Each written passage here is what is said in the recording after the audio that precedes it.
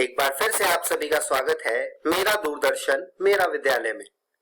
मैं उम्मीद करता हूं कि आपको जो घर पर विद्यालय का अनुभव मिल रहा है आप उसे बहुत एंजॉय कर रहे होंगे और एंजॉयमेंट के साथ साथ पढ़ाई भी हो रही होगी। तो आइए देख लेते हैं कि आज के एपिसोड में हम क्या पढ़ेंगे। आज के एपिसोड में हम कक्षा 9 से शुरुआत करते हुए गणित में रचनाएं पाठ को पढ़ेंगे। उसके बाद विज्ञान में जीवों में विविधता पाठ को पढ़ेंगे और उस पर कुछ सवाल देखेंगे। बच्चों, कक्षा 9 की पढ़ाई हो जाने के बाद हम कक्षा 10 की पढ़ाई शुरू करते हुए गणित में निर्देशांक ज्यामिति पाठ को पढ़ेंगे और उस पर आधारित कुछ सवाल देखेंगे। और आज के एपिसोड में सबसे आखिरी में हम विज्ञान में धातु एवं अधातु पाठ को शुरुआत करेंगे। तो चलिए बच्चों, शुरू करते हैं आज का एपिसोड। नमस्कार दोस्तों, आज हम पाठ रचनाएं का भाग 4 पढ़ने वाले हैं। हमने हमारे पिछली वीडियो में पढ़ा था त्रिभुजों की कुछ रचनाएं प्रकार 1। आज के इस वीडियो में हम पढ़ेंगे त्रिभुजों की कुछ रचनाएं प्रकार 2।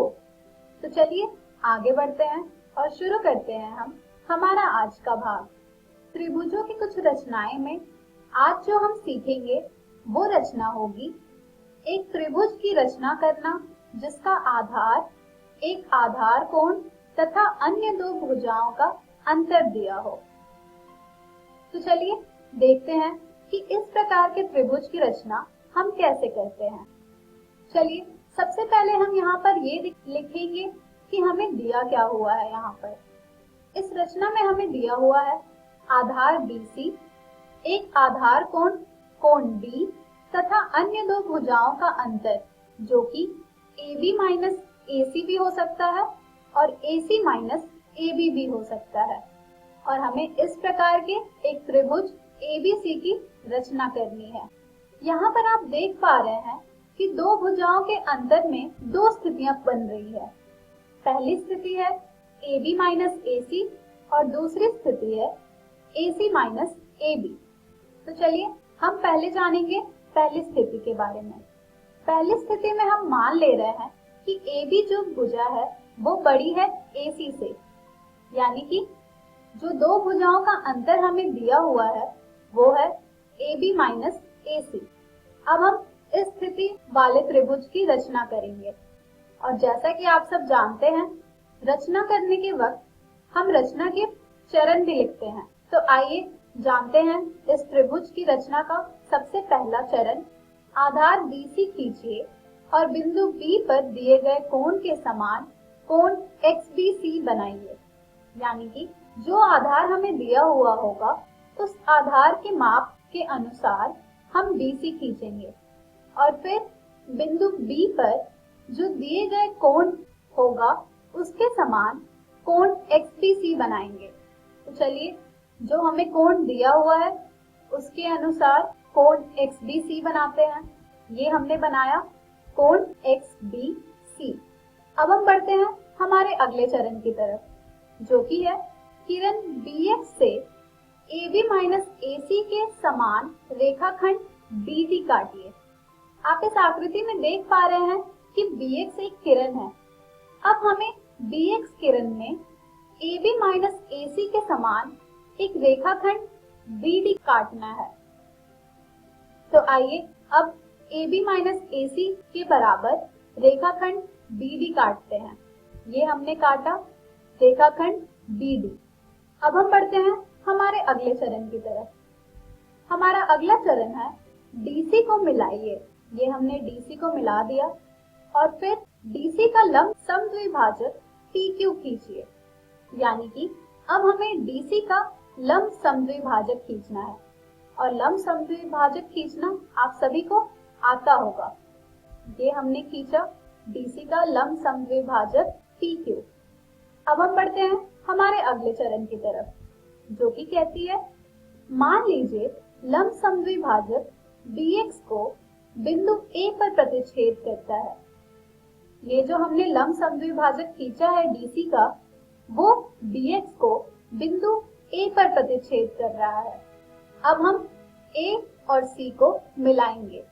ये हमने मिलाया A और C को, तो आप देख सकते हैं कि आपको यहाँ पर एक त्रिभुज मिल रहा होगा, त्रिभुज ABC, और यही त्रिभुज ABC हमारा अभिष्ट त्रिभुज है। अब हम ये देखेंगे कि हमने अभिष्ट त्रिभुज कैसे प्राप्त किया।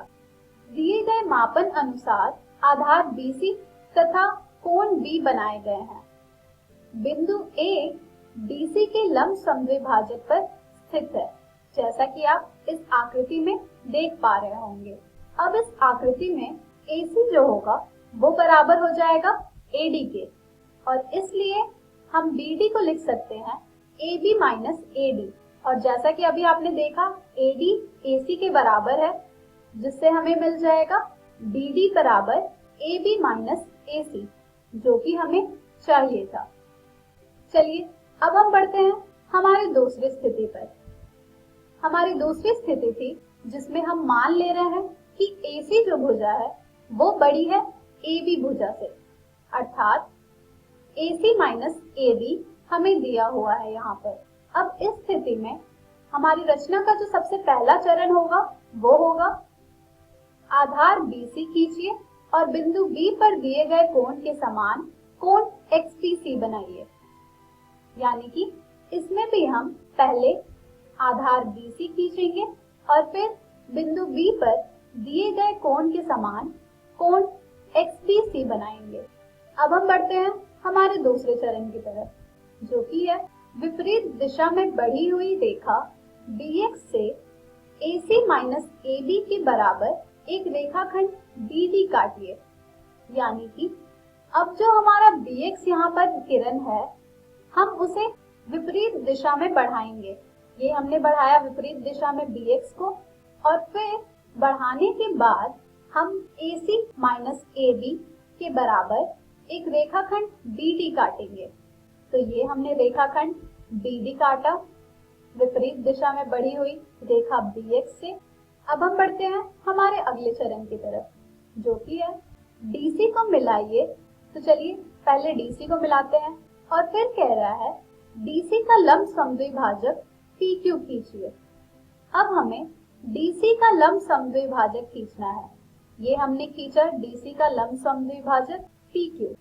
अब हम बढ़ते हैं हमारे अगले चरण की तरफ, जो कि कहती है मान लीजिए लंब समद्विभाजक BX को बिंदु A पर प्रतिच्छेद करता है। अभी जो हमने लंब समद्विभाजक खींचा है, यह BX को बिंदु A पर प्रतिच्छेद कर रहा है। अब हम A और C को मिला देंगे। ये हमने मिलाया A और C को। तो आप देख सकते हैं कि इस आकृति में आपको एक त्रिभुज मिल रहा है, त्रिभुज ABC, और यही त्रिभुज ABC जो है वही है हमारी अभिष्ट त्रिभुज। इसे भी आप पिछली विधि के अनुसार स्पष्ट कर सकते हैं कि कैसे इस विधि से हमें त्रिभुज ABC प्राप्त हुआ है। चलिए अब हम इस रचना पर आधारित एक प्रश्न की रचना करते हैं। दिया हुआ प्रश्न है, एक त्रिभुज ABC की रचना कीजिए जिसमें BC बराबर है 8 सेंटीमीटर के, कोण B बराबर है 45 डिग्री के, और AB माइनस AC बराबर है 3.5 सेंटीमीटर के। यानी कि जो दो भुजाओं का अंतर हमें दिया हुआ है वो AB माइनस AC का है, जो कि बराबर है 3.5 सेंटीमीटर के। तो चलिए अब हम बढ़ते हैं इस त्रिभुज की रचना की तरफ। सबसे पहले हम यह लिखेंगे कि हमें इस प्रश्न में दिया क्या हुआ है। इस प्रश्न में हमें दिया हुआ है एक त्रिभुज ABC का आधार BC जो कि बराबर है 8 सेंटीमीटर का, एक आधार कोण B जो कि बराबर है 45 डिग्री का, तथा अन्य दो भुजाओं AB माइनस AC का अंतर जो कि बराबर है 3.5 सेंटीमीटर के। तो चलिए अब हम बढ़ते हैं रचना की तरफ और रचना के चरण की तरफ। हमारी सबसे पहली रचना का चरण होगा आधार BC जो कि बराबर है 8 सेंटीमीटर का खींचिए और बिंदु B पर दिए गए कोण B बराबर 45 डिग्री के समान कोण XBC बनाइए। ये हमने खींचा आधार BC जो कि बराबर है 8 सेंटीमीटर का, और फिर बिंदु B पर हम कोण बनाएंगे 45 डिग्री का जो कि बराबर होगा कोण XBC के। तो चलिए पहले हम बिंदु B पर 45 डिग्री का कोण बनाते हैं। और जैसा कि आप सब जानते हैं 45 डिग्री का कोण बनाने के लिए हमें पहले 90 डिग्री का कोण बनाना पड़ेगा। तो ये हमने पहले 90 डिग्री का कोण बनाया, जिसे हम अब समद्विभाजक करेंगे, जिससे हमें प्राप्त होगा 45 डिग्री। तो ये जो आपको यहाँ पर कोण दिख रहा है बनता हुआ XBC, ये कोण है हमारा 45 डिग्री का। अब हम बढ़ते हैं हमारे रचना के अगले चरण की तरफ, जो कि कहती है किरण BX से AB माइनस AC जो कि बराबर है 3.5 सेंटीमीटर के समान रेखाखंड BD काटिए। तो चलिए अब हम किरण BX से AB माइनस AC जो कि बराबर है 3.5 के समान रेखाखंड BD काटते हैं। ये रहा 3.5 सेंटीमीटर का रेखाखंड BD। अब हम बढ़ते हैं हमारे अगले चरण की तरफ, जो कि है DC को मिलाइए। तो चलिए पहले हम DC को मिलाते हैं। ये हमने DC को मिला दिया। अब फिर हम DC का लंब समद्विभाजक PQ खींचेंगे। तो चलिए DC का समद्विभाजक खींचते हैं। ये हमने DC का समद्विभाजक बनाया PQ। अब हम बढ़ते हैं हमारे अगले चरण की तरफ, जो कि है मान लीजिए लंब समद्विभाजक BX को बिंदु A पर प्रतिच्छेद करता है, यानी कि अभी हमने जो लंब समद्विभाजक खींचा है वो किरण BX को बिंदु A पर प्रतिच्छेद कर रहा है। अब हम A और C को मिलाएंगे। ये हमने मिलाया A और C को। अब इस आकृति में आपको एक त्रिभुज मिल रहा होगा, त्रिभुज ABC, और यही त्रिभुज ABC अभिष्ट त्रिभुज है। तो इस तरह हमने त्रिभुज ABC की रचना की, जिसमें BC बराबर था 8 सेंटीमीटर का, कोण B बराबर था 45 डिग्री का, और दो भुजाओं का अंतर था 3.5 सेंटीमीटर का।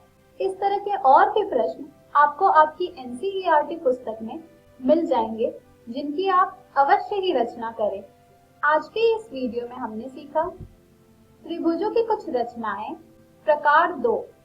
हम हमारे अगले वीडियो में जानेंगे त्रिभुजों की कुछ रचनाएं प्रकार 3। धन्यवाद। नमस्कार दोस्तों, आज जो हम अध्याय करने जा रहे हैं उसका नाम है जीवों में विविधता। आज हम इसका तीसरा भाग करेंगे। तो चलिए जानते हैं इस भाग में हम क्या जानने वाले हैं। सबसे पहले हम बात करेंगे जैव विकास की, और उसके बाद हम जानेंगे वर्गीकरण के बारे में, जहां पर हम मोनेरा ग्रुप के बारे में बात करने वाले हैं। अब जैव विकास के बारे में हम पहले ही काफी कुछ पढ़ चुके हैं, परंतु यहाँ पर एक टॉपिक रह गया है। चलिए उसे खत्म कर लेते हैं। जो टॉपिक हमारा रहता है वो इस बारे में है कि जितने भी जीव हैं उनकी शारीरिक संरचना में अब तक कितना परिवर्तन आया है। तो कुछ जीव समूह ऐसे हैं जिनकी शारीरिक संरचना में प्राचीन काल से लेकर आज तक कोई खास परिवर्तन आया ही नहीं। उदाहरण के लिए अगर हम कॉकरोच की बात करें तो कॉकरोच डायनासोर के जमाने से हैं, और उनमें तब से लेकर अब तक कोई खास परिवर्तन नहीं आया। वो तब भी कुछ ऐसे ही दिखते थे और आजकल भी कुछ ऐसे ही दिखाई देते हैं। तो इन्हें कहा जाता है आदिम अथवा निम्न जीव। इसके अलावा दूसरे तरह के जीव वो होते हैं जिनके शारीरिक संरचना में पर्याप्त परिवर्तन दिखाई पड़ते रहते हैं। उदाहरण के लिए अगर हम पांडा की बात करें तो पांडा भी डायनासोर के जमाने में तो रहे होंगे, परंतु उस समय ये कुछ इस तरह के नहीं दिखाई देते होंगे और कुछ अलग तरह से दिखाई देते होंगे। तो पांडा को जैसा हम आज देखते हैं, आज से बहुत वर्षों पूर्व पहले वो ऐसे नहीं दिखाई देते होंगे। तो इस तरह के जो जीव होते हैं जिनकी शारीरिक संरचना बहुत नई होती है, उन्हें कहा जाता है उन्नत अथवा उच्च जीव। अब यहाँ पर हम देख सकते हैं कि एक के आगे निम्न लगाया है और दूसरे के आगे उच्च लगाया है। तो चलिए यहाँ पर एक उदाहरण लेते हैं। अगर हम बात करें फोन की, तो वहां पर हम आदिम या फिर निम्न फोन इसे कह सकते हैं, जिसमें हम सिर्फ फोन कर सकते थे। परंतु अगर हम नए फोन की बात करें जो कि उच्च या फिर उन्नत फोन कहलाएगा, तो इसमें कहीं बेहतर हमारे पास चीजें आ जाती हैं, हम काफी कुछ कर सकते हैं। परंतु अगर हम जीवों की बात करें तो उनमें ऐसा नहीं होता। उनमें ऐसा नहीं है कि जो निम्न जीव हैं वो बेकार हैं और जो उच्च जीव है वो बहुत अच्छे हैं। उदाहरण के लिए अगर हम कॉकरोच की बात करें तो कॉकरोच एक निम्न जीव है क्योंकि इसकी शारीरिक संरचना में बहुत वर्षों से कोई बदलाव नहीं आया। परंतु अगर हम कॉकरोच की बात करें तो कॉकरोच लगभग कुछ भी खा सकते हैं। ऐसा क्यों? क्योंकि कॉकरोच कुछ भी डाइजेस्ट कर सकते हैं जिनमें कार्बन हो, और हम ये जानते हैं कि लगभग 99% चीजों में कार्बन होता है। उसके अलावा जो कॉकरोच होते हैं वो परमाणु विस्फोट से भी बच सकते हैं। दरअसल उनका जो शरीर होता है वो विकिरण को हमसे काफी ज्यादा सह सकता है, और उसके अलावा कॉकरोच 40 मिनट तक अपनी सांसें भी रोक सकते हैं। अब दरअसल इनमें से कोई सी भी चीज हमारे अध्याय से जुड़ी हुई नहीं है, परंतु यहाँ पर यह बताने की कोशिश की जा रही है कि ये कॉकरोच जो कि एक निम्न जीव है वो काफी अच्छे से बना हुआ है। दरअसल उसमें कोई चेंज की जरूरत पड़ी ही नहीं, वो इतने अच्छे से बना हुआ है कि उसमें कोई चेंज की आवश्यकता आई ही नहीं। वहीं पर अगर हम एक पांडा की बात करें तो उसे बहुत ज्यादा केयर करके रखा जाता है। दरअसल वो लुप्त होने की कगार पे है। तो अगर हम कॉकरोच और पांडा की कंपैरिजन करें तो अगर हालत खराब होते हैं और आगे सिचुएशन खराब होती है तो कॉकरोच बड़ी आसानी से सरवाइव कर सकते हैं, परंतु अगर हम पांडा की बात करें तो हो सकता है कि वो जीवित ना रह पाए। तो ऐसा जरूरी नहीं है कि जो निम्न जीव हैं वो बेकार हो और जो उच्च जीव हैं वो अच्छे हों। हो सकता है कि दोनों बराबर हो या फिर उनमें से कोई सा भी एक अच्छा हो सकता है। चलिए अब बात करते हैं कुछ तथ्य के बारे में। यहाँ पर आपसे सवाल पूछा जाएगा और आपके पास 5 सेकंड का टाइम होगा उसका उत्तर देने के लिए। हमारा पहला सवाल है, वर्गीकरण का जनक कौन है? आपका समय शुरू होता है अब। समय समाप्त होता है। अगर आपका आंसर कार्ल लिनियस था तो आपका उत्तर सही था। चलिए देखते हैं अगला सवाल। तो अगला सवाल है, जैव विकास का जनक कौन था?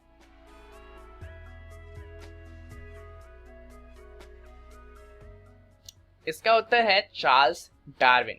डार्विन सर ने विकास के ऊपर बहुत सारी थ्योरीज दी हैं और इसीलिए उन्हें जैव विकास का जनक कहा जाता है।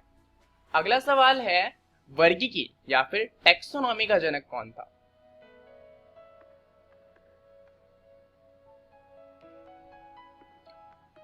टैक्सोनॉमी का जनक था कार्ल लिनियस। दरअसल टैक्सोनॉमी या फिर वर्गीकी का मतलब होता है जो हमने क्लासिफिकेशन की है उसमें जितने भी जीव हैं उनका नाम किस तरह से रखना है। चलिए देखते हैं अगला सवाल। 5 जगत प्रणाली किसके द्वारा दी गई थी? इस सवाल का उत्तर हमने लास्ट वीडियो में भी देखा था।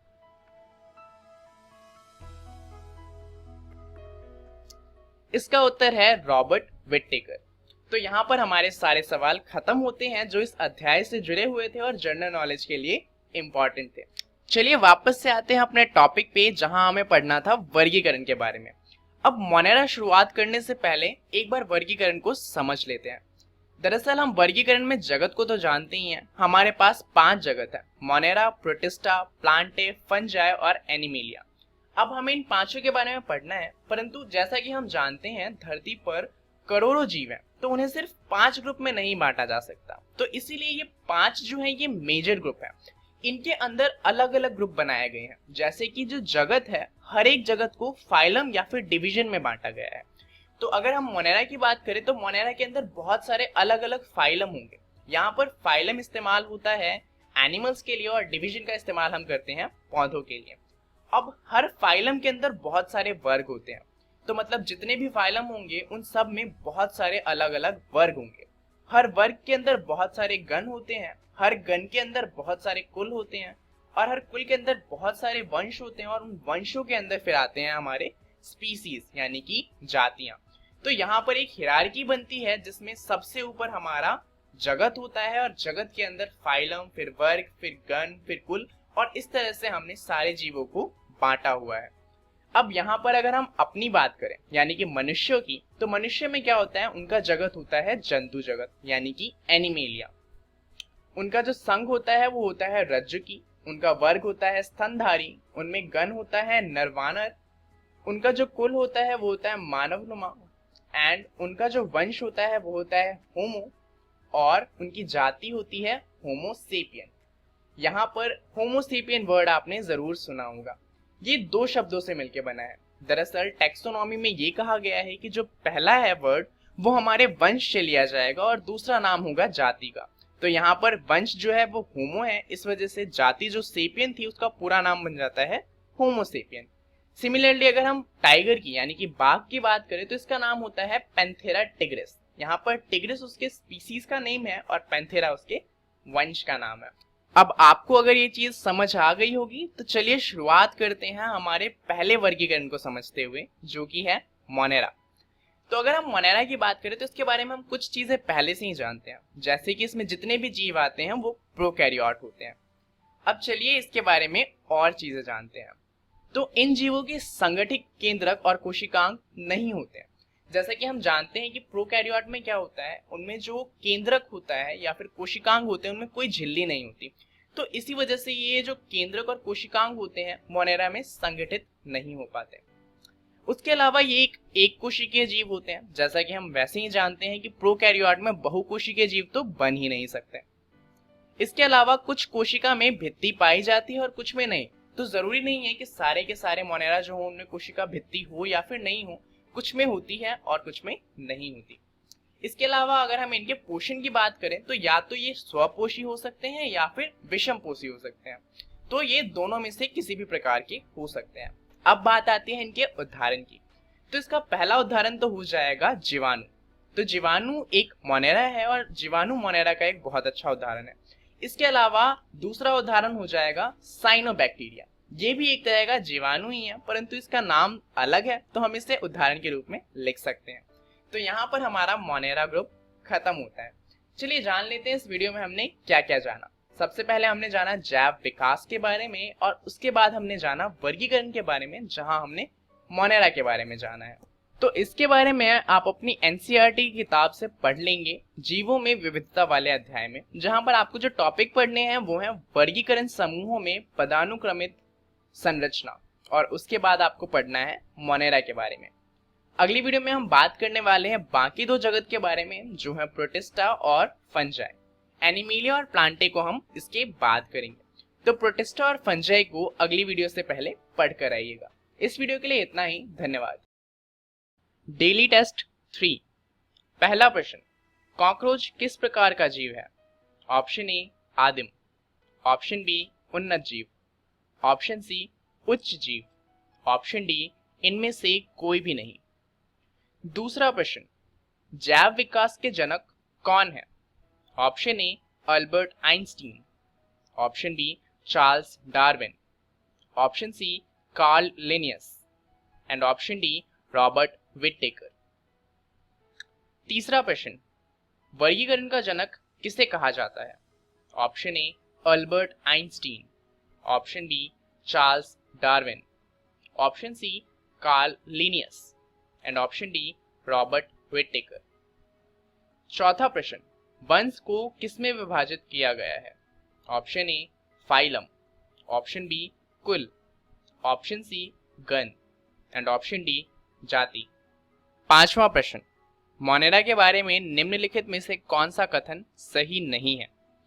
ऑप्शन ए इन जीवों में संगठित केंद्रक नहीं होते, ऑप्शन बी बहुकोशिक जीव होते हैं, ऑप्शन सी यह स्वपोषी तथा विषमपोषी दोनों तरह के होते हैं, एंड ऑप्शन डी इनमें कोशिका भित्ति हो भी सकती है और नहीं भी। सही उत्तर, पहले प्रश्न का उत्तर ए, दूसरे का बी, तीसरे का सी, चौथे का डी और पांचवें का बी।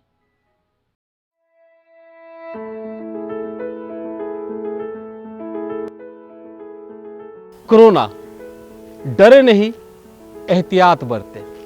ग्रामीण भाइयों और बहनों, टीवी, मोबाइल, समाचार पत्रों के माध्यम से आप इस महामारी कोरोना के बारे में जान गए होंगे। ये आप जानते हैं कि सावधानी इलाज से बेहतर है। आप भी उत्सुक होंगे ये जानने के लिए कि अभी के स्थिति में अपने गांव में कोरोना नामक इस महामारी को फैलने से रोकने के लिए क्या करें। तो आप ये कार्य अवश्य करें। भीड़ भाड़ से बचें। अधिकतर समय अपने घर में अपने परिवार के सदस्यों के साथ बिताएं। अगर निहायत ही जरूरी हो तो कम से कम सदस्य घर से बाहर निकले।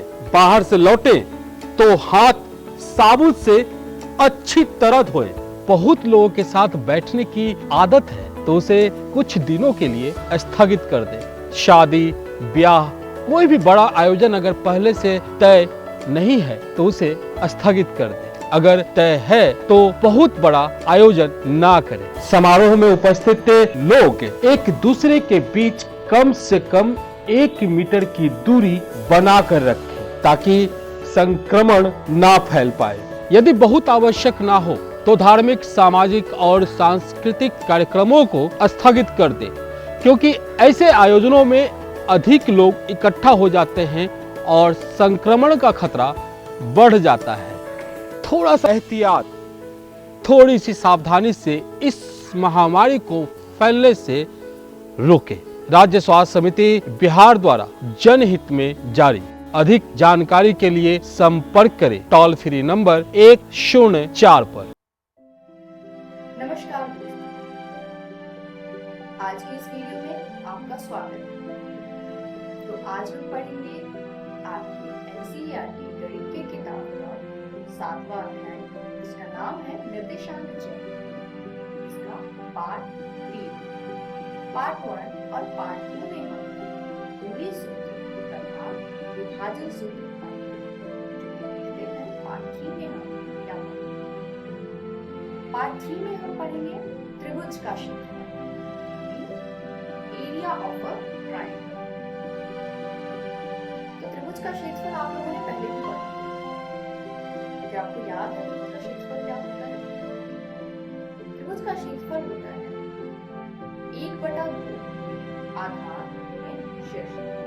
और आप लोगों ने किताबों में कई बार लिखा होगा 1/2 यहाँ b क्या होता है? b होता है त्रिभुज का आधार, h होता है इसी त्रिभुज का शेषफल। अगर मैं त्रिभुज के क्षेत्रफल में आधार को b से तथा शेषफल को h से प्रतिस्थापित करूं तो सूत्र होगा 1/2 त्रिभुज के क्षेत्रफल के लिए प्रयोग। पर हम तो पढ़ रहे हैं निर्देशांक ज्यामिति, तो यहाँ पे हमें त्रिभुज में आधार और शेषफल नहीं दिया, यहाँ दिया होगा निर्देशांक।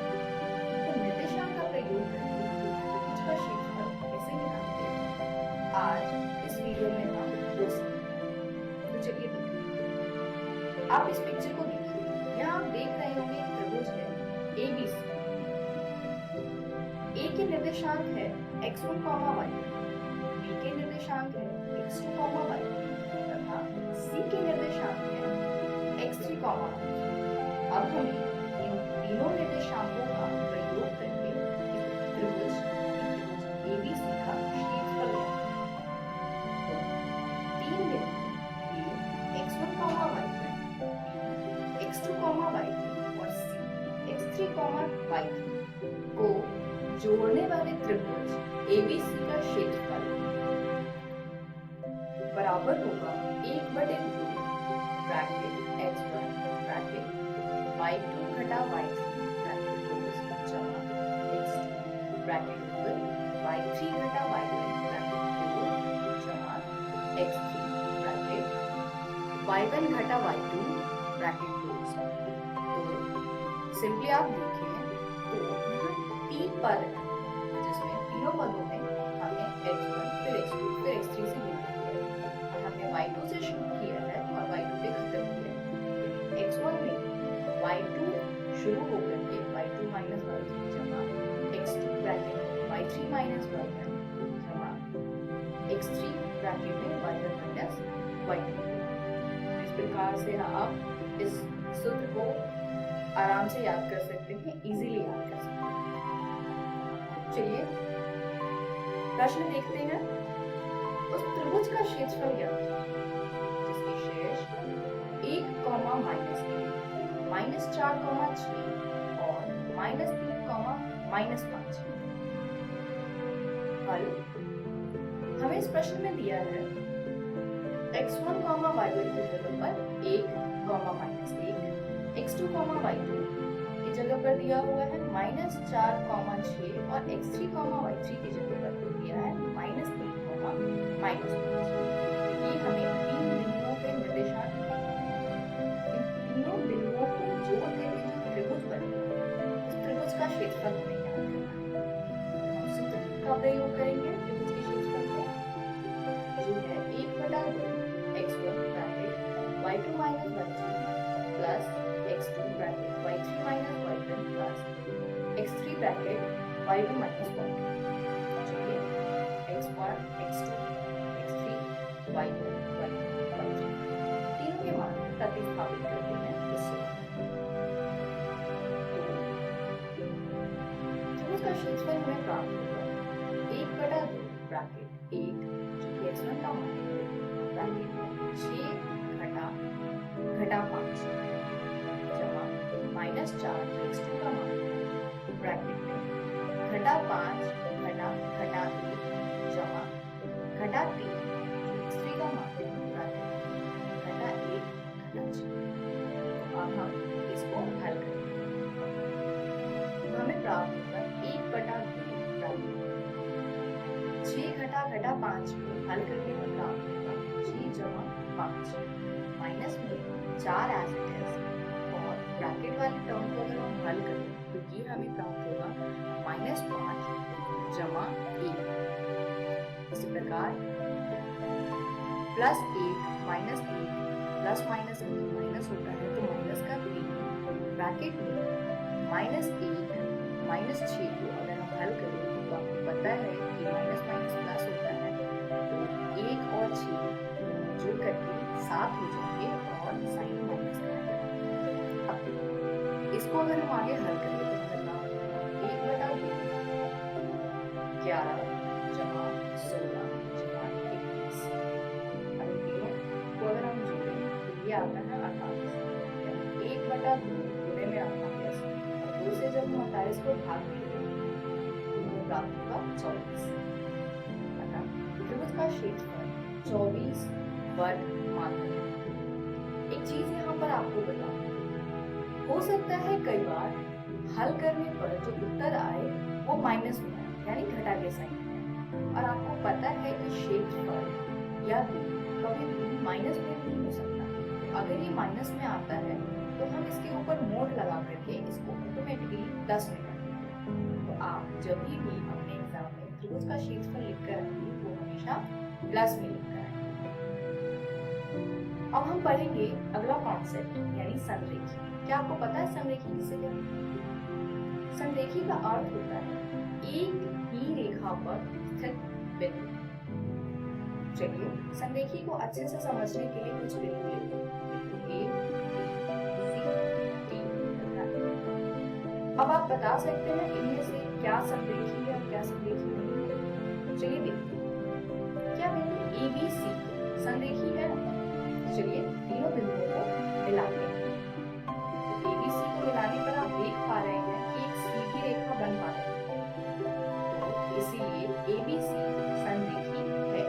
अगर आप बिंदुओं को जोड़ें और एक सीधी रेखा बन पाएगी तो हम कहते हैं कि वो बिंदु संरेखी है। और संरेखी बिंदुओं का क्षेत्रफल 0 होता है। अब देखते हैं क्या बिंदु EAD संरेखी है। चलिए EAD को मिलाते हैं। EAD अब देख पा रहे हैं कि एक सीधी रेखा नहीं बन पा रही है। ये सीधी रेखा नहीं बन पा रही है इसीलिए ये संरेखी बिंदु नहीं है। इसी प्रकार क्या EBD संरेखी है। चलिए EBD बिंदुओं को मिलाते हैं। तो आप देख पा रहे हैं कि EBD को भी मिलाने के बाद एक सीधी रेखा नहीं बन पाएगी, तो EBD भी संरेखी नहीं। यहाँ से एक कॉन्सेप्ट आता है हमारे पास कि अगर बिंदु संरेखी हो तो त्रिभुज का क्षेत्रफल 0 होता है, और अगर संरेखी ना हो तो त्रिभुज का क्षेत्रफल कुछ न कुछ मान होगा। तो चलिए प्रश्न देखते हैं संरेखी k का मान याद कीजिए। यदि बिंदु A 7, -2, B 5, 1 और C 3, के संरेखी है। तो यहाँ हमें 3 बिंदु दिए हैं और तीनों संरेखी है। तो अगर ये संरेखी है तो अगर मैं यहाँ पर त्रिभुज के क्षेत्रफल का सूत्र लगाऊं तो आंसर 0 आना चाहिए। तो इस कॉन्सेप्ट को हम यूज करेंगे इस प्रश्न को हल करने में। हल x1, y1 दिया हुआ है 7, -2 5, 1 और x3, y3 दिया हुआ है 3, 3। चूंकि तीनों बिंदु संरेखी है इसीलिए इनसे बनने वाले त्रिभुज का क्षेत्रफल 0 होगा। अब हम त्रिभुज का क्षेत्रफल लगाएंगे। त्रिभुज का क्षेत्रफल बराबर 1/2 x1 गुणे में y2 माइनस 1 जमा x2 गुणे में y2 माइनस 1 जमा x3 y1 माइनस 1 बराबर होगा 0। यहाँ पे हम दिए हुए मान को प्रतिस्थापित करते हैं। ये हमें मान दिए हुए हैं, इसको हम प्रतिस्थापित करेंगे। इस प्रकार हमें प्राप्त होता है 1/2 ब्रैकेट 7 गुणे में 1 घटा k जमा 5 गुणे में k घटा 2 जमा 3 गुणे में घटा 2 घटा 1 बराबर में 0। हल करने पर हमें प्राप्त होगा 1/2 ब्रैकेट 7 घटा 7k जमा 5k जमा 10 घटा 9 बराबर 0। आगे हल अगर हम करें इसको तो ये प्राप्त होगा 1/2 घटा 2k जमा 8 बराबर 0। आगे हल करते हैं 1/2 दूसरी साइड जाकर 0 के बराबर हो जाएगा, यानी बचा हमारे पास -2 गुणे में k जमा 8 बराबर 0, यानी k बराबर आ जाएगा 8/2 और 8 को अगर हम 2 से भाग दें तो k का मान प्राप्त होगा 4, अर्थात k का वांछित मान 4। चलिए अब देखते हैं चतुर्भुज का मान कैसे ज्ञात करें। मान लेते हैं आपको प्रश्न में त्रिभुज नहीं दिया है, आपको प्रश्न में एक चतुर्भुज दिया है और चतुर्भुज के चारों निर्देशांक दिया हुआ है और आपको उस चतुर्भुज का क्षेत्रफल ज्ञात करना है। कैसे ज्ञात करेंगे इसको? तो यहाँ देखिए इस पिक्चर को, यहाँ एक चतुर्भुज है ABC, तो हम इस चतुर्भुज का एक विकर्ण खींचेंगे। अगर हम AC विकर्ण खींचते हैं तो आप देख पा रहे हैं कि ABCD चतुर्भुज 2 भागों में बट गया है। एक त्रिभुज हो गया ABC और दूसरा त्रिभुज हो जाएगा ACD।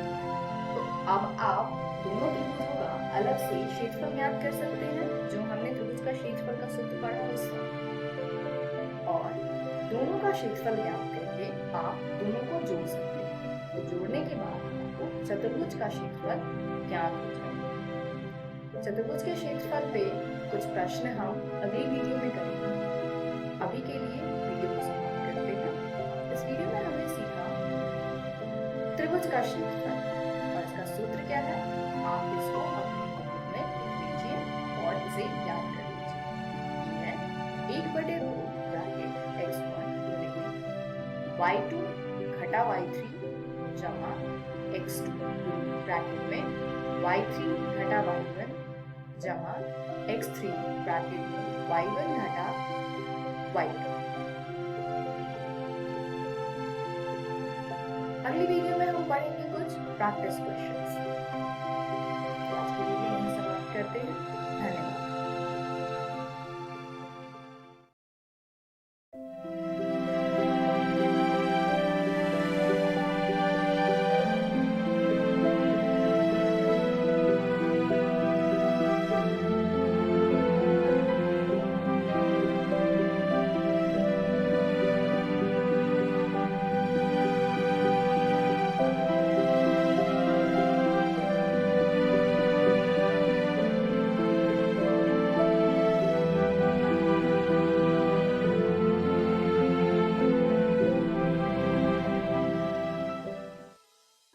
नमस्कार दोस्तों, आज जो हम अध्याय करने जा रहे हैं उसका नाम है धातु एवं अधातु। तो चलिए जानते हैं इस वीडियो में हम क्या जानेंगे। इस वीडियो में हम जानेंगे धातु के भौतिक गुणधर्म और हम जानेंगे अधातु के भौतिक गुणधर्म। पर धातु और अधातु के भौतिक गुणधर्म के बारे में जानने से पहले आइए जान लेते हैं धातु और अधातु होते क्या है। दरअसल अब तक कुल 118 तत्व खोजे जा चुके हैं, तो इन सभी के बारे में जानना उतना आसान नहीं है। तो इसके लिए हम क्या करते हैं, हम इन्हें अलग अलग समूहों में बांट देते हैं। जैसे कि पहला समूह है धातु, जिसके अंदर 91 तत्व आते हैं। दूसरा है उपधातु, जिसमें धातु और अधातु दोनों के गुण होते हैं। इसमें 8 तत्व आते हैं। और तीसरा समूह है अधातु का। ये धातु के मुकाबले काफी छोटा समूह है, क्योंकि इसमें सिर्फ 17 तत्व ही आते हैं। अब जैसा कि आप देख सकते हैं, इन तीनों समूहों का कुल 118 से कम है। ऐसा इसलिए क्योंकि तत्व ऐसे भी होते हैं जिनको इन समूहों में बांटना संभव नहीं है, और इसलिए हम उन्हें इन तीनों में से किसी भी समूह में नहीं रख सकते। तो कुछ सवाल हैं, जरूर आपके दिमाग में भी आए होंगे। पहला कि ये धातु क्या होती है, दूसरा कि अधातु क्या होती है, और तीसरा कि ये उपधातु क्या है। चलिए इस अध्याय को करते हैं, और ये अध्याय खत्म होने तक आप जान जाएंगे कि ये तीनों क्या हैं। सबसे पहले धातु के कुछ उदाहरण देख लेते हैं। जैसे कि कॉपर, कॉपर एक धातु है। आयरन, ये भी धातु का उदाहरण है, और एल्यूमिनियम भी धातु का उदाहरण है। तो आखिर धातु और अधातु को किस तरीके से विभाजित किया जाता है? हम इन पदार्थों के भौतिक गुणधर्मों की तुलना करके समूहों में अलग कर सकते हैं। आप जरूर सोच रहे होंगे कि कैसे गुणधर्म? तो गुणधर्म जैसे कि उनकी अवस्था, क्या वो ठोस अवस्था में है, द्रव अवस्था में है, या फिर गैस अवस्था में है, या फिर वाहकता को ले सकते हैं, या फिर कठोरता। ऐसे गुणधर्मों की तुलना करके हम धातु और अधातु को समूहों में बांट सकते हैं। तो चलिए देखते हैं धातुओं के गुणधर्मों को। धातु सामान्यतः कठोर होते हैं। प्रत्येक धातु की कठोरता अलग अलग होती है। जैसे कि आप जानते हैं, धातु ठोस अवस्था में मिलते हैं और कठोर होते हैं, जैसे कि लोहा। परंतु कुछ ऐसे धातु भी हैं जो बहुत ही मुलायम होते हैं, जैसे कि सोडियम, जिसे चाकू से भी काटा जा सकता है। वहीं सोने की बात करें तो शुद्ध अवस्था में सोना भी काफी मुलायम होता है। तो प्रत्येक धातु की कठोरता अलग अलग होती है। अगला गुणधर्म है धात्विक चमक। ये क्या है? अपने शुद्ध रूप में धातु की सतह चमकदार होती है, जैसा कि आप देख सकते हैं यहाँ पर। तो धातु के इस गुणधर्म को धात्विक चमक कहते हैं। अगला है आघातवर्धता। धातुओं को पीटकर पतली चादर बनाया जा सकता है। इस गुणधर्म को आघातवर्धता कहते हैं। जैसा कि आप यहाँ पर देख सकते हैं, सोने को बहुत ज्यादा पीटने पर वो सोने की एक पतली चादर में बदल जाता है। धातुओं के इसी गुण को आघातवर्धता कहा जाता है। अगला गुणधर्म है तन्यता। तन्यता का मतलब होता है तार के रूप में खींचने की क्षमता। धातु को पतले तार के रूप में खींचा जा सकता है, और इसी को कहा जाता है तन्यता। जैसा कि आप यहाँ देख सकते हैं, एल्यूमिनियम की धातु है, जिसे अगर हम खींचेंगे तो वो पतले तार के रूप में बदल जाएगा। ये तन्यता है। चलिए एक रोचक तथ्य जानते हैं। क्या आप जानते हैं कि सोना सबसे अधिक तन्य एवं आघातवर्धक धातु है? अगर हम बात करें सोने की, तो 1 ग्राम सोने से लगभग 2 किलोमीटर लंबा तार बनाया जा सकता है। यही कारण है कि इसका हम उपयोग करते हैं आभूषण बनाने के लिए, क्योंकि पहला तो कि ये बहुत ज्यादा तन्य है, तो इससे बहुत लंबे और पतले तार बनाए जा सकते हैं। दूसरा, आघातवर्धक होने के कारण हम इसे बहुत पतला कर सकते हैं, और इससे बहुत ही बारीक रूप से इसमें बदलाव किए जा सकते हैं, जिससे आभूषण बनाना बहुत ही ज्यादा आसान हो जाता है। चलिए अब बात करते हैं अगले गुणधर्म की, जो है ध्वनिक। जब धातुएं किसी कठोर सतह से टकराती हैं तो आवाज उत्पन्न करती हैं। इसके उदाहरण में हम घंटी की बात कर सकते हैं। आपने ये आवाज तो सुनी ही होगी। घंटी जब आपस में टकराती है तो आवाज करती है, क्योंकि घंटी एक धातु से बनी होती है, इस वजह से यह आवाज करती है। अब जरा सोचिए, धातु की जगह अगर हम घंटी को लकड़ी से बनाएं तो क्या उससे कोई आवाज आएगी? नहीं, क्योंकि ये सिर्फ धातुओं में होता है। धातु ऊष्मा के सुचालक होते हैं और इनका गलनांक बहुत अधिक होता है। मान लीजिए अगर आप किसी तार पर एक छोर पर उसे गर्म करते हैं और दूसरे छोर पर मोम रखते हैं तो क्या होगा कि कुछ देर बाद जो मोम है वो पिघल जाएगा, क्योंकि जो धातु है वो ऊष्मा का सुचालक होता है और एक कोने से दूसरे कोने तक ऊष्मा को पहुंचा सकता है। गलनांक की बात करें तो इनका गलनांक बहुत अधिक होता है। उदाहरण के लिए लोहा लगभग 1538 डिग्री सेल्सियस पर पिघलता है, जो कि एक बहुत ज्यादा तापमान है। तो क्या धातुएं विद्युत की भी सुचालक होती हैं? चलिए पता लगाते हैं। जहाँ पर जांच के लिए धातु का टुकड़ा रखना है, अगर हम वहाँ पर धातु को रखेंगे तो हम पाएंगे कि जो बल्ब है वो जलना शुरू हो जाएगा। ऐसा इसलिए क्योंकि धातु विद्युत की सुचालक होती है। चलिए अब बात करते हैं अधातु की। इनके भी पहले कुछ उदाहरण देख लेते हैं। कार्बन एक अधातु है, सल्फर और आयोडीन भी अधातु के ही उदाहरण है। अधातु की सबसे पहले बात करें तो अधातु ठोस, द्रव या फिर गैस तीनों हो सकती है। उदाहरण के लिए सल्फर ठोस अवस्था में मिलता है और ब्रोमीन द्रव है और ऑक्सीजन गैस के रूप में मिलता है। अधातु के बाकी सभी गुण धातुओं से बिल्कुल विपरीत होते हैं। उदाहरण के लिए यहाँ पर हम दो अधातु ले रहे हैं, बेरियम और कार्बन। जैसा कि हमने जाना था, धातु ठोस होते हैं तो अधातु मुलायम होते हैं। धातुओं में चमक होती है तो अधातु में कोई चमक नहीं होती। अधातु आघातवर्धक नहीं होते, इनमें तन्यता भी नहीं होती और ये ध्वनिक नहीं होते।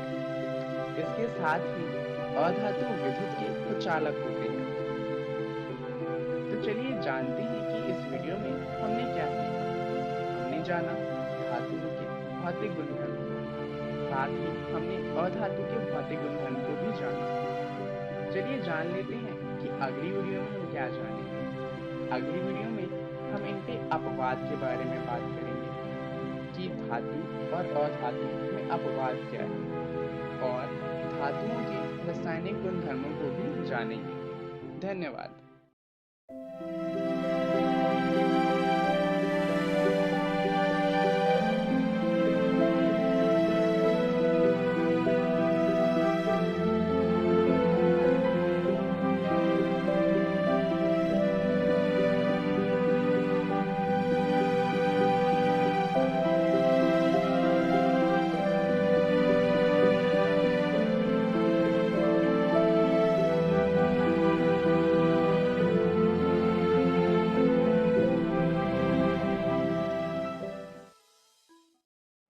कोरोना वायरस जैसी महामारी से बचाव के लिए देश भर में लॉकडाउन है।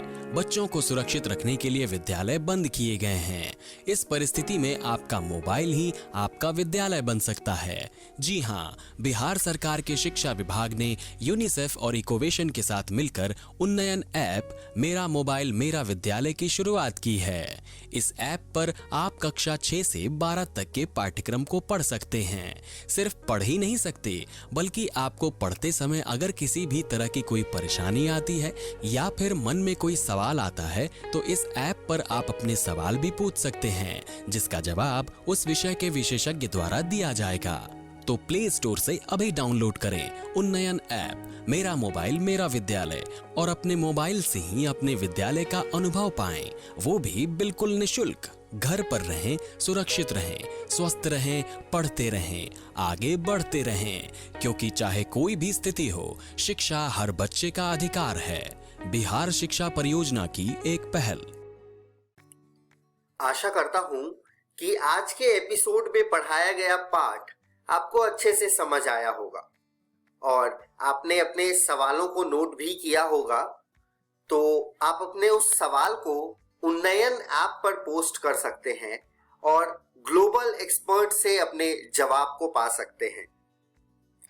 बच्चों, आप अपने सवाल को हमारे दिए गए नंबर पर संपर्क कर भी अपने सवालों का हल जान सकते हैं। स्क्रीन पर जो नंबर दिया गया है उसे नोट कर लीजिए।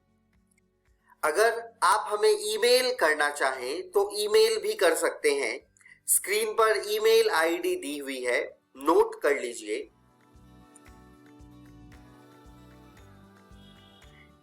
इस एपिसोड का पुनः प्रसारण इसी चैनल पर संध्या 3:05 से 4 बजे तक आएगा। तो बच्चों, इस एपिसोड को आप दोबारा भी देख सकते हैं। एक आवश्यक सूचना, यह वीडियो बीईपीसी के वेबसाइट पर भी उपलब्ध है, तो आप वेबसाइट नोट कर लीजिए www.bepcssa.in। इस वेबसाइट पर डिजिटल लर्निंग सेक्शन में जाकर भी आप इस वीडियो को देख सकते हैं।